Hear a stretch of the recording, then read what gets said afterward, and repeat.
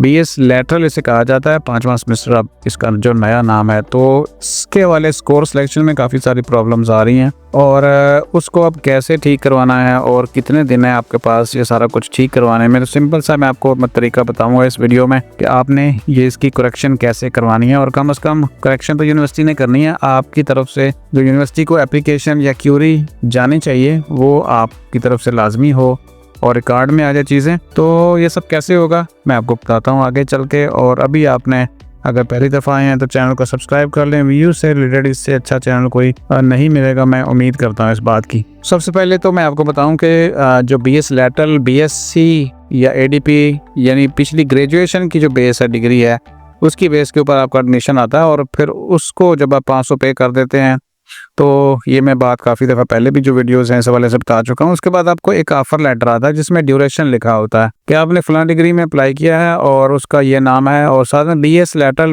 Mention होता है और साथ में उसका ड्यूरेशन। बहुत सारी डिग्रीज़ में 2 साल लिखा होता है, बहुत सारी डिग्रीज़ में 2.5 साल लिखा होता है, साथ में क्रेडिट हावर्स भी लिखे होते हैं। तो 2.5 साल का मतलब है कि 5 सेमेस्टर और 2 साल का मतलब है कि 4 सेमेस्टर। ये ऑफर लेटर हर किसी को जाता है जिसने भी एडमिशन लिया है 5वें सेमेस्टर में BS लैटरल में। ये तो हो गई है ऑफर लेटर की बात। और जब ऑफर लेटर की बात की जाए तो यही बात होती है कि जो ईमेल यूनिवर्सिटी की तरफ से भेजी जाती है आपकी फॉर्म एप्लीकेशन प्रोसेस और अप्रूवल के बाद, और बता दिया जाता है कि भाई ये डिग्री है, इतना टाइम आपका लगेगा, अब आप दाखिला फ़ीस जमा करा दें। दाखिला फ़ीस जमा कराने के बाद आपको एडमिशन लेटर आता है। ये ऑफर लेटर है, वो एडमिशन लेटर होता है जिसमें ID पासवर्ड होता है।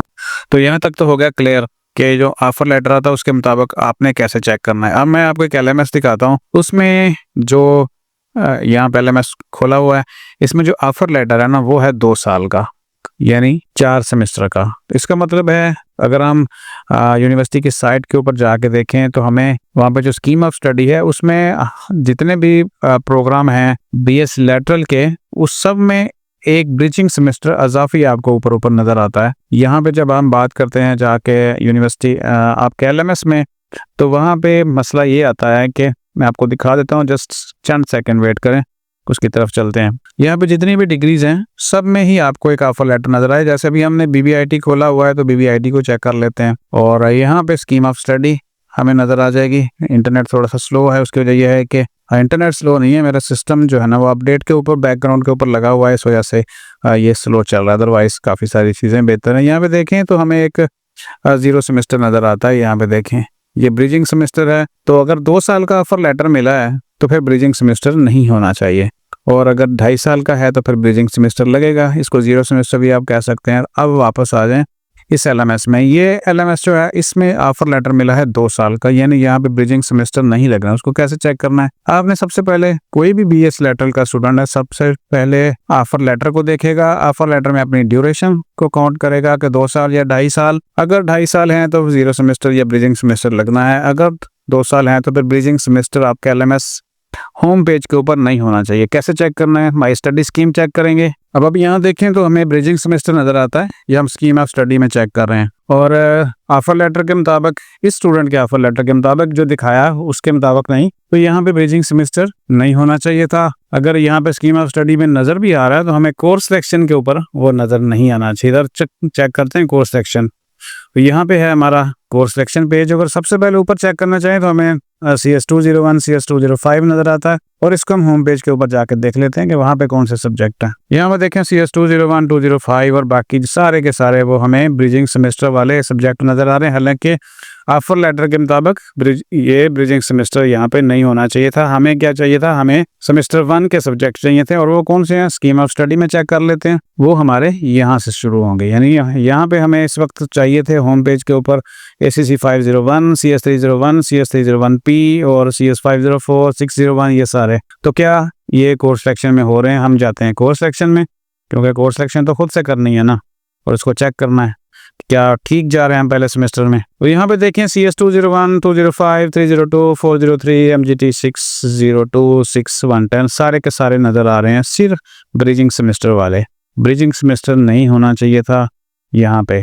तो अब करना क्या है? अब यहाँ पे बात आ जाती है कि हमें तो यहाँ पे सेमेस्टर 1 के सब्जेक्ट नज़र आने चाहिए थे, लेकिन वो नहीं है, हमें यहाँ पे आ रहे हैं ब्रिजिंग सेमेस्टर के। हमारी कोर्स सेक्शन में भी हम चेंज नहीं कर पा रहे, और होम पेज के ऊपर भी अगर जाएं तो वो चेंज नहीं हो रहा। ठीक है, तो अब करना क्या है, अब आपने बिल्कुल होम पेज के ऊपर जाएं, यहाँ पे जो बटन हैं आपको नज़र आते हैं, यहाँ पे हेल्प के अंदर जाएंगे आप, और हेल्प को जैसे क्लिक करेंगे तो वीयू का जो सपोर्ट सिस्टम है वो ओपन हो जाएगा। जैसे मैंने अभी बताया था कि मेरा सिस्टम इंटरनेट ठीक है, लेकिन बैकग्राउंड के ऊपर अपडेट चल रही है और वो डाउनलोडिंग के ऊपर लगा हुआ है। आपको पता है विंडोज़ में अपडेट्स आती रहती हैं, तो मैंने कभी इन अपडेट्स को रोका नहीं है, क्योंकि मैं समझता हूँ कि ये सिस्टम को बेहतर चलने के लिए लाजमी होती हैं।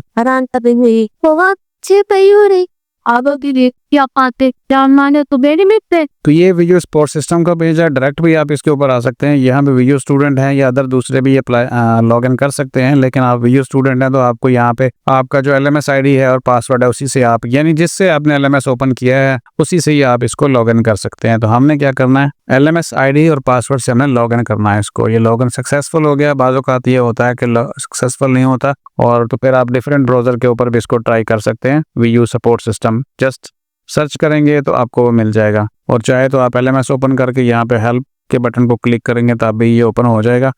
और यहाँ पे देखें जैसे भी ओपन हो रहा है, तो चूँकि इसकी टिकट्स पहले से जनरेट की गई है, और हमारा जो आपका टॉपिक है कि इसकी दुरुस्तगी तक करवाने का जो तरीका है, सबसे पहले मैंने आपको प्रॉब्लम बताई थी, उसको चेक करने का तरीका बताया था कि कैसे चेक करेंगे कि आपको ये दुरुस्तगी करवानी है या नहीं करवानी। और अब हम इस जो फेज़ है यहाँ पे इस हिस्से में वीडियो के हम जो है वो इसकी सिलेक्शन कोर्स सिलेक्शन को ठीक करवाएंगे। तो सबसे पहले तो हम जाना है यहाँ पे रजिस्ट्रार ऑफिस में, ठीक है। जैसे अभी ओपन हो रहा है, मैंने जैसे बताया था कि सिस्टम थोड़ा सा स्लो चल रहा है, तो ये जो मामलात हैं आपके स्टडी से रिलेटेड वो हैं रजिस्ट्रार के। तो यहाँ पे रजिस्ट्रार को क्लिक करेंगे, हम रजिस्ट्रार को क्लिक करेंगे, उसके बाद हमें यहाँ पे आ जाएं तो हमें यहाँ पे देखें कोर्स सिलेक्शन का यहाँ पे बटन नज़र आता है, इसको क्लिक करेंगे, और इसके बाद कोर्स सिलेक्शन को जैसे क्लिक करेंगे, course selection or semester enrollment, इसको क्लिक करना है हमने, और इसको क्लिक करेंगे तो ये छोटा सा बॉक्स नज़र आ जाएगा, और इसमें हमने जो स्टेटमेंट लिखनी है वो मैं आपके साथ शेयर कर देता हूँ। और सिंपल सा लिखेंगे, हम यहाँ पे स्टेटमेंट भी बता देता हूँ आपको। सिंपल सी स्टेटमेंट है, कोई बड़ी बात नहीं है, आप इसको जैसे मर्जी लिख लें। मैंने लिखा है कि sir I have been enrolled in BBIT lateral, I have received an offer letter for 2 years but I am able to select semester 1 courses, please check and resolve it. इतनी सी बात है, और ये आपने लिख के उनको बता देना है, और इस तरह आपकी जो क्यूरी है चली जाएगी, मतलब अभी ने लिख लिया है। जैसे ही इसको सबमिट करेंगे तो हम यहाँ पे सबमिट कर देते हैं, और सबमिट यहाँ देखिए, तो इसको सबमिट कर देना आपने। सबमिट करेंगे तो हमें एक मैसेज शो होगा कि आपकी क्यूरी सबमिट हो गई है, या आपकी ऑलरेडी क्यूरी जो है वो पहले से सिस्टम के अंदर मौजूद है, उसको पहले सॉल्व होने दें।